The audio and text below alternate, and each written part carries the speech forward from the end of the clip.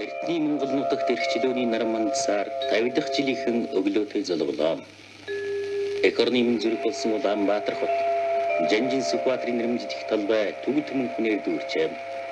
Өглөөний 10 цаг болоход бонгон тэндрийн зүг олны храа чиглэж манай нам засгийн удирдагч ардын өвсглийн 50 жилийн ойн зочид төлөөлөгчд баяран эзэллээ.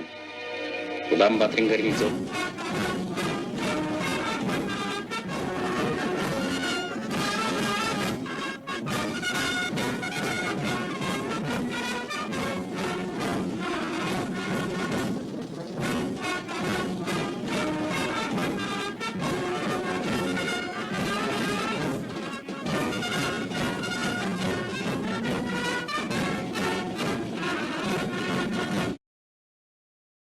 ардын өвсглийн яруулдар 50 жилийн ойг тохиолдуулан Монгол ардын өвсгөл намын төв хороо ардын их хурлын дэргүүлэгчид сайн нэрийн зөвлөлийн өмнөөс түүний даалгавраар бүгд наримдах Монгол ард улсын батлан хамгаалах яамны сайд армийн генерал Дорж Монголын ард түмэнд их баярын мэндчилгээ дэвшүүллээ.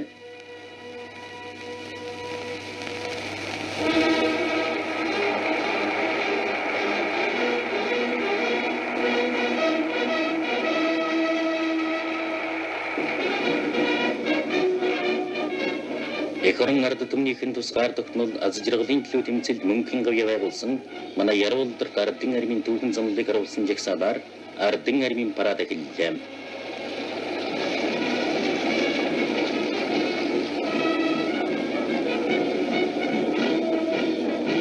Алтан манжилгад тугаан өндөр төрөгсөн манай ардын армийн дайчид бол эх орон ард түмэндийн хязгааргүй үнэнч хайртай төрлөх нутгийн харин төрөнгөлөгчдөөс баатарлагаар хамгаалж мөнхөд дуурсагдах ялалт байгуулсан шиг эмгцгийн хөдөлмөрт амжилт бүтээлэн өндруулан улс төр баялдааны бэлтгэлийн байнга дээшлүүлж орчин цагийн цэргэн эрдэмд шамдан суралцж байдаг юм.